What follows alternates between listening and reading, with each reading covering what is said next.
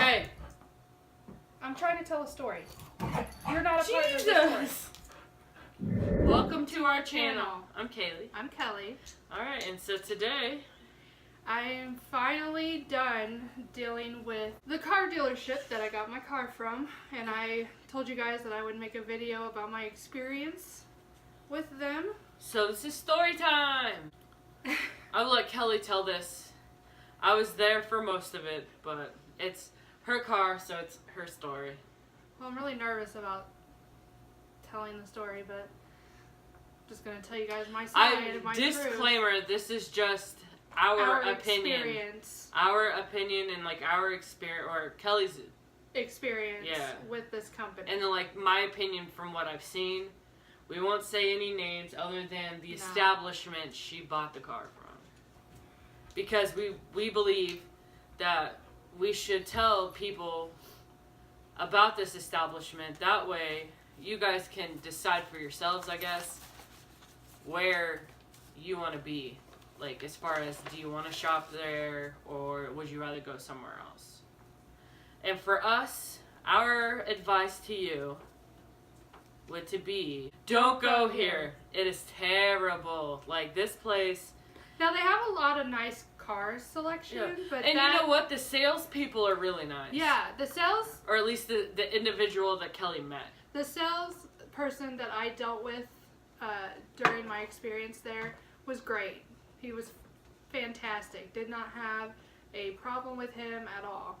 Okay, so September of 2018, I went to Rusty Eck Ford, and I was having some issues with the car that I had at the time. I had a 2009 Dodge Journey. Also, don't go with that either. That's a terrible car. Hated that car. There was so many problems. Well, I think it was like, what, 2007 to 2009? There's recalls on it. Yeah, like well, even the newer ones, I know that they have issues with. Really? A lot of issues, like the battery draining. Just don't do it. The car that I had at the time, I had it for barely 3 years, and out of the 3 years, it had been in the shop 5 times, and every time it was 2 weeks at a time. So I mean, I kind of drove it, but not that much out of the 3 years that I had it. So when I finally moved up here to Wichita with Kaylee, I had to take the car. The car broke down, would not go over 30 miles an hour. Actually, it wouldn't even go over 20 miles an hour. So I had to get it towed to a dealership. It was something to do with the electronic throttle or something like that. I can't remember. And she took it to a Dodge dealership? A Dodge dealership. It was there for 2 weeks. Again. Finally got it back. Then when I got it back, the air conditioner didn't work and it was making a weird noise. So that weekend I decided I would just go look around at cars. I wasn't really planning on trading my car in at all. I just wanted to see what was out there. At first I went to Super Car Guys, and that was a bust. That did not work. So the second place we went was this Rusty Eck Ford place, because Kaylee loves her Ford Escape, and we drove past it and she was like, why don't you try there? So we went there, walked in, told the guy I wasn't planning on buying, I did not have any money to put down on a car, we were just looking. And the first car that they showed me was a 2015 Toyota Corolla S. Loved it. Well, we were already skeptical because we went to Super Car Guys, and the guy first showed her this 2017 Hyundai Sonata. And it was really nice too. It was really, really nice.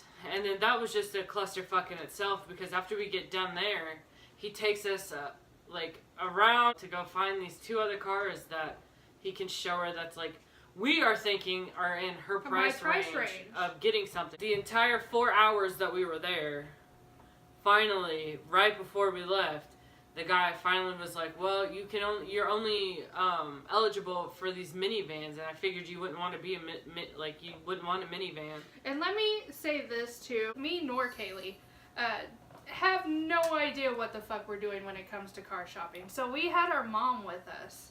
I somewhat know. I mean, You don't know what the fuck you're doing. You're right. I don't. You've never shopped for a car. No. Well, no, you no, haven't. And every time they would say something, No. I would look at my mom because I kind of understood what they were saying, but I know how salesmen work. They're just trying to sell something so they can get their cut. well, and out on of top it. of that, Mom and Dad have bought a couple of cars, they've so they bought kind plenty of of know, cars, yeah. what they're doing. So, anyways, Supercar Guys was a bust. So we stopped by Rustiac Ford, and Because we were originally gonna go to the Kia place. yeah, we were originally going to go to the Kia place, and we passed the Ford, and Kaylee loves her Ford Escape, so she was like, why don't you try there? So we went in, and the salesman, when I was there, that helped me, was amazing. He was good at his job. He listened to everything that I said. He took into consideration what I wanted, what I didn't want, what I was looking for.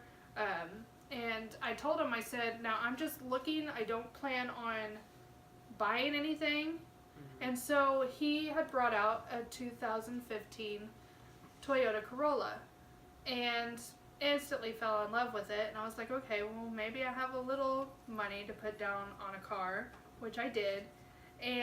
But in the back of your mind, you were thinking, is this too good to be true? Like, yeah. Is something, he's going to say something and it's just going to be like, no, can't So do we it. were there for Another, 4 hours. So, drove it around, went great, the car is fantastic, and we get back, and he tells me that it's in my price range, it's something that I can afford, and I told him how much a month I could pay on it, because I didn't see the sense. I was paying $352 a month for the 2009 Dodge Journey, and now I'm paying $302 for the 2015 Toyota Corolla. Yeah.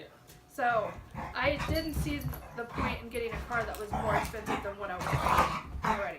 You're not a part of the story. He's gonna start rubbing up against that. Yeah. Okay. If you see the camera move, it's because no, he of knocks the it over, I'm gonna get mad. Binks.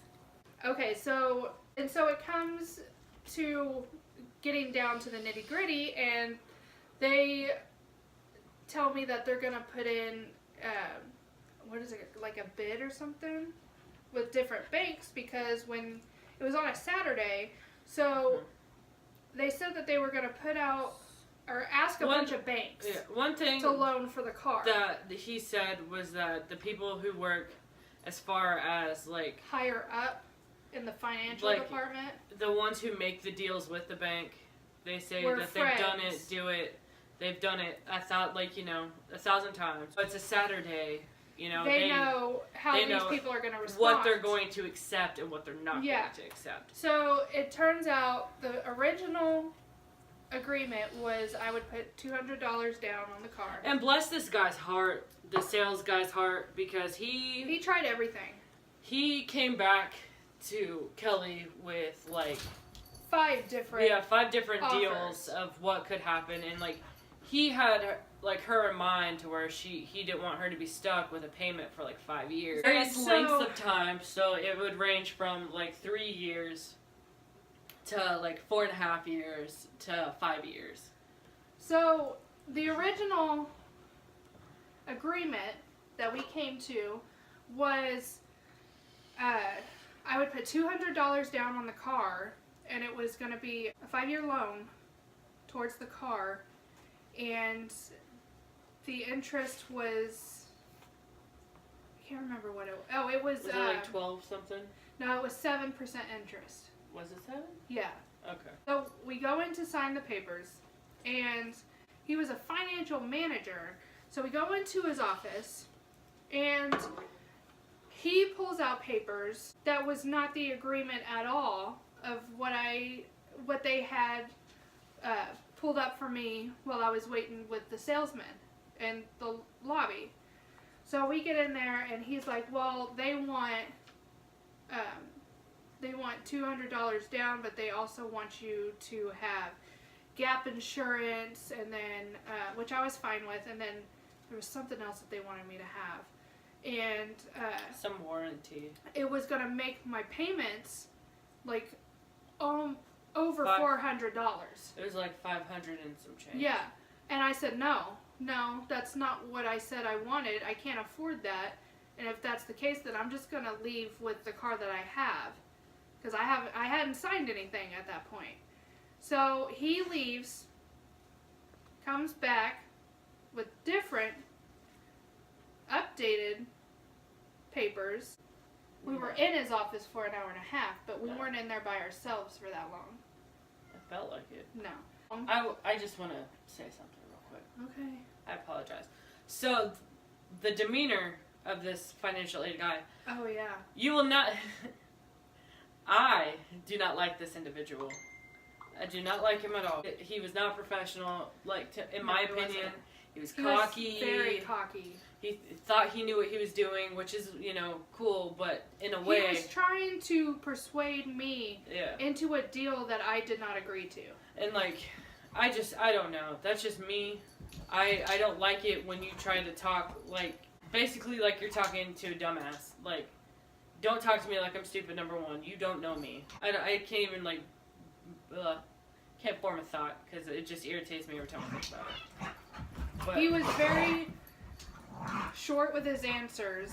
Yeah. And did not explain a whole lot very well. He was fast talking. He expected us to just know what the fuck he was talking about. He wanted us to sign the papers and get out of his office. Yeah. After he was just when we discussed a price set for her that would be beneficial, and then he'd be like, well, listen, that's not what the bank's gonna want. Okay?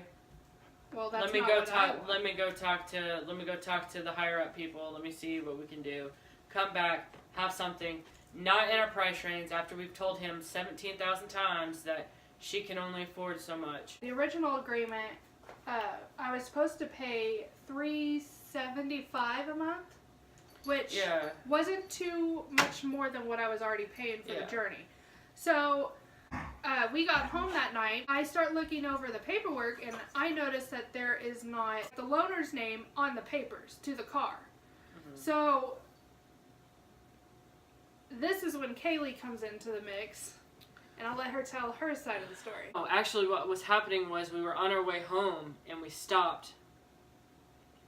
Oh, I had to call Geico. Yeah, and she had to call her car insurance to switch over the insurance to the Toyota. And they needed the lien holder, or the lien holder's name. The lien holder's name. Well, she was looking and it didn't print out one. So that's when we got a little frustrated, and we get home and you called the salesman. Because the salesman was nice, the salesman was nice enough to give put her his card in. Yeah, to give her number, or his number to, just to call him if she had any questions. So I called the salesman first, because he told me if I needed anything to let him know and call him. He gave me a cell phone number, and I tell him that, and he's like, "That's weird." Well, the financial manager is already gone for the day. It was a Saturday. He said, so Monday, let me check with them, see what's going on, and I'll let you know. And so Monday comes, no call. No text message, no nothing. So she calls the financial manager. Yes? Yes. And leaves a couple of voicemails. Yeah, he never answers. She called him a couple of times. He never answers.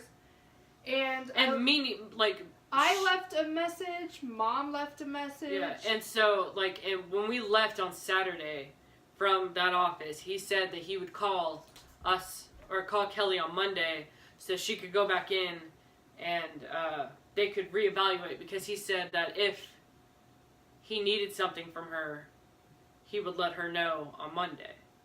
If something had to change, or if everything was fine, no matter what, he made it seem like he was going to call her on Monday. So Monday comes, no one calls, or nothing happens. Nothing happens until Wednesday. Yeah, Tuesday comes around. Nothing. Haven't heard anything. So she calls again. On Wednesday. Calls the salesman and the financial manager. Yet, let alone, it's not his responsibility to do that. And I thought it was really nice, though, that he would at least try and help us. And he would be the one that, ironically enough, that would actually call, like, you know, to respond, to help her in some way. And so Wednesday comes, and, you know, Kellie's frustrated, you know, she's crying, she doesn't know what to do because, I mean, I already traded in my car. Yeah, and so, like, she basically, she's sad because she's got the car of her dreams, and she's worried that the reason why they haven't called her back is because something didn't go through, and they're going to have to tell her to take the car back. And my mom's sitting there, and she's like, you already drove it off the lot, you know? They're not going to want it back. It loses value after you take it off the lot. And so I am upset. So the one thing that I have learned in the past, I wrote a lengthy review talking about how, you know, I wanted to make sure, and just like in this video, I want to make sure that the salesman knows that we appreciate him and that he did his, like, 100% best. Mm-hmm. Like, I thought he was amazing, and I made sure to put it in the review that I left, that he did fabulous, and that he deserves a raise for the way that he treats customers. Because I can guarantee you, the reason why they still have customers is because of him. If not him, people like him. Yeah. And I really hope that salesmen are like that, and they really need financial advisors like that. Yeah. Because the one that we had was ridiculous. And I'll give you a plot twist here in a minute. And so I leave this lengthy bad review talking about how this arrogant, making promises to Kellie, saying, you know, hey, I'm going to call you on Monday. Nothing happened. Tuesday, nothing happened. You know, she needs to be able to make sure that she has everything in order. That way, you know, it's less stress on her. They get paid to do that. She doesn't. She actually has to take time off of work to fuck with this shit, and that makes her lose money. And so, yes, that irritates me because, you know, why does she have to do more work than you, but you get paid pretty sure a hefty salary. I mean, then again, I don't know. I'm not a financial manager, advisor, whatever. And by the look of the watch that he was wearing, I'm pretty sure he makes some good money. Yeah. So you leave the bad review. And so I leave the bad review, and if I had more room, I would have said some more negative things. And, like, I just think that it should be addressed, because if it's not addressed, how's it going to get fixed? Mm-hmm. And the last thing that I want, and I think about it, I was like, I don't want my mom to have to go through this. I, God forbid, don't want my grandparents to go through this. My dad knows what's up, so I'm sure he wouldn't even put up with this shit to begin with.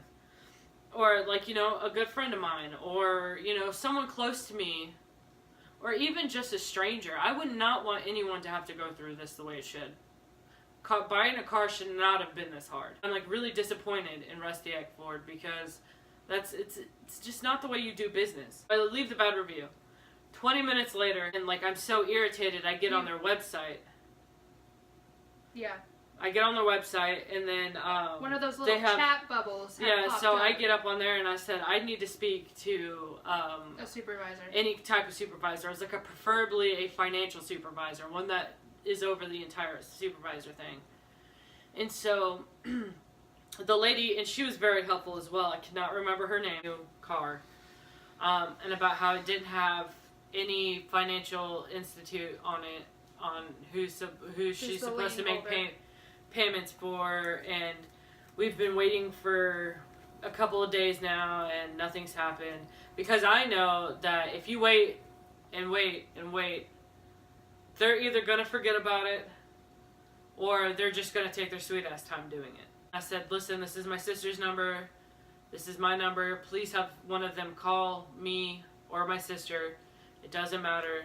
It's just like, I don't care at this point. I want someone to answer me tomorrow. Okay, so 10 minutes after I put that down, I get a phone call. Kellie gets a phone call from the supervisor of the financial department. The supervisor of the assholes. Yeah, pretty much. And he was a nice guy too. He was very helpful. Yeah, he was really and nice. He was just like, you know, this is ridiculous. You know, this shouldn't have been done this way. And he said that we would have an answer by what was that, Wednesday? We would have an answer by Friday. Yeah. And so Thursday goes by. We tell them the entire story, tell them the behavior of the financial manager that we had. We expressed our disappointment and told them that some of the paperwork was done wrong, which it was. There was numbers on it that were wrong, that didn't add up, and that there was no lien hold, like no bank name, no lien holder name, nothing. Yeah, so on basically the they let her drive off the lot with a car that had no finance. They weren't going to get their money back, apparently. It looked like I had stolen the car. I mean, I wouldn't say that. I don't think it looked like that. I think it was... It was pretty much empty paperwork, though. Yeah, it just makes Rusty Act Ford look stupid, because, like, how are you going to let somebody do that? Now, I understand we should be reading the paperwork before we sign it, which we did. 4 times. We did. And when he was going through the paperwork with us, he was going so fast that we didn't really have time to look at the paperwork. But we did look at the paperwork, and everything looked fine at the time. But you also, like, trust. Like, I understand you look at paperwork, and you should, just to make sure. But also, you should expect somebody working in a financial department to know what they're doing. Well, they're just trying to get money, I guess. How they gonna get money? They ain't got nothing to it. But anyways, so Friday comes. I'm at work. I had just started the job in August. I was still at nesting. I work at a call center. I was still at nesting, so I was still in training. And I get a call Friday around 1 o'clock from my mom. The supervisor that called me Wednesday, I gave him my mom's phone number because I would be at work. So I told him to call my mom whenever he got information. So I get a call at 1 o'clock on Friday. I go out to my locker, I see that my mom calls, and I listen to the voicemail, and she says, you need to call me back ASAP. They found a really good deal for you, which I thought I already had a deal, but they found a really good deal for you that's $300 a month. I think it was like 10% interest, and it's a 5-year lien hold. It's a 5-year loan on it. And so I call her back, and I'm like, what do they need? I said, I can get it to them on Monday, and they said, no, they want it by 3 o'clock today. At 1 o'clock on Friday, while I'm at work.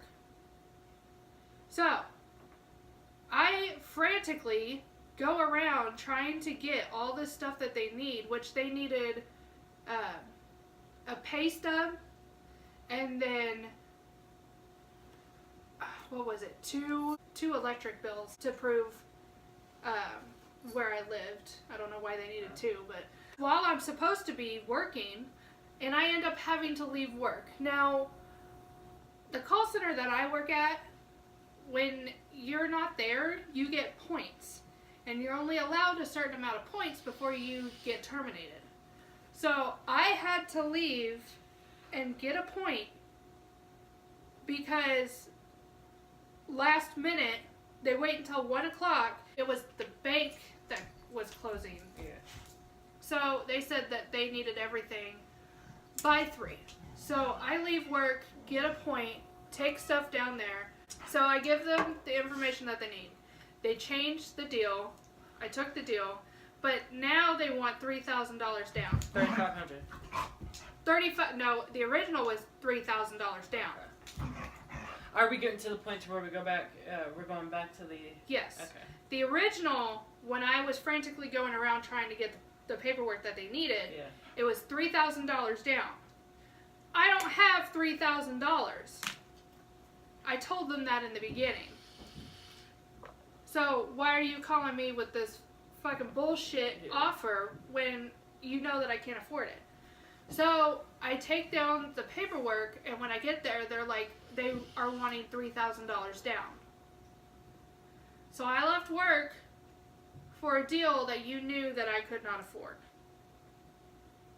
So I'm crying at this point because I already signed the paperwork. I already traded my car in. And I have this other car that could be taken away from me. So my mom comes down. It was a Saturday because I went with you. Okay. Because I worked during the week. So we get down there that morning. And he pulls out the new paperwork. This time he's going over it very slowly. And it's shaky. Yeah. I noticed his hands shaked a lot. He explained everything as we went through each paper, showed us everything.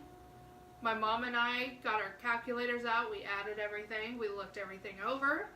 Everything looks fine. The entire time that they're doing this, I'm just staring at him. I'm just staring at him because we shouldn't be in this predicament right now. Yeah. So we get there. He pulls out the new paperwork. And I had to borrow money from my dad to pay for the car. Shout out to my dad. Love you. Thank you. To pay for the down payment on the car, because if I didn't, I wouldn't have a car. Now, he tried to tell me at the beginning that if it didn't work out, we would just trade cars back and go our separate ways. No hard feelings. Doubtful, but okay. So we're going over the paperwork. Everything looks fine. It gets down to the point where I'm supposed to sign the paperwork. So me and Mom go back over the paperwork, and I'm signing each paper after I look it over again. Yeah. And while she's doing this, he's arrogant and he says, "Oh, this is one of the best deals I've ever seen. I can't believe I got you this deal." And he didn't. It couldn't have been him. And if it is, shout out for you for doing your job for once. But barely. Because the deal didn't come up until after we had talked to the supervisor. Yeah, and then he's like, good deals take time. And I'm like, it would have been nice to know that. You could have called. So, paperwork gets signed. I'm happy. So, I naively forgot about the title. I forgot to ask about the title. And so, they give me a 60-day tag, and that's coming to an end. I call the tag office, and I'm like, what do I need to tag my car? I tagged the Journey like a month before I had traded it in, so what do I need to get a tag for the Toyota? And they said, well, you're going to have this paper, the title, blah, blah, blah. So I call Rusty Eck. I called the main, the reception desk, and I said, I need to talk to somebody. I had traded my car in. I need to get the tag for my car. It's going to expire soon. And they're telling me I need the title. So they transfer me to this lady, tell her what's going on. She didn't answer. And I left a voicemail, told her what's going on. I said, my tag expires soon. I need to get the tag, so I need the title to the car. And didn't hear back from her for 2 to 3 days. And so she calls me back. I'm at work, so she leaves a voicemail. And so when I go out on my break, I listen to it. And she tells me that they're going to print me off another tag up until January. Now, this was in October. Yep. And I got the car September 22nd. And so when I called the lady, it was in October. So she said that they were going to print off another temporary tag until January. She said because she had contacted the bank. The car's originally from Hawaii. And that they contacted the bank that had the title in Hawaii, and they still hadn't gotten it notarized. So she printed off the tag. I got the tag, put it on the car. Months go by. Now, keep in mind, I called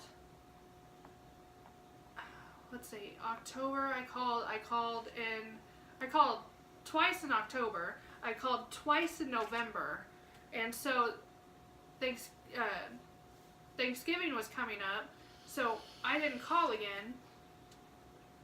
And so months go by and I still don't have the title. I get the title December 24th, 2018. 3 months after I got the car. Today is January 4th, 2019. I was finally able to get tags on my Toyota. And so I didn't get a phone call that they were mailing it to me.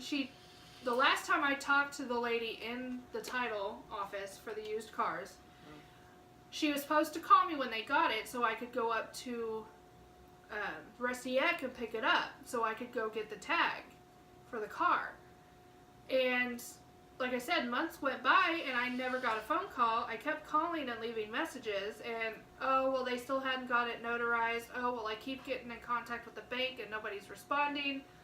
So I stopped calling because it got closer to holiday and I just forgot. And then all of a sudden... Well, you don't need to be stressing about that when you're supposed to be having fun with your family. And all of a sudden, December 24th comes around, and me and Kaylee had left to make a video. There was a couple of videos ago when we were Christmas shopping, and we came home and that thing was on the door. We came home and there was something stuck on... There was like a sticker on the door. It was like a missed... it was a missed drop-off like for a important UPS. Mail. Yeah. And it said it was from Rusty Eck.